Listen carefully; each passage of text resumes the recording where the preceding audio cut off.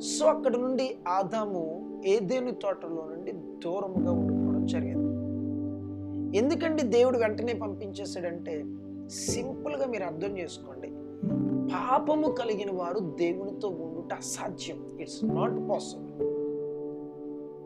ఎందుకంటే పాపపు కాన్షియస్‌తో పరిశుద్ధులతో ఉండటానికి ఏ డివైనికల్ లాస్ ఒప్పుకో.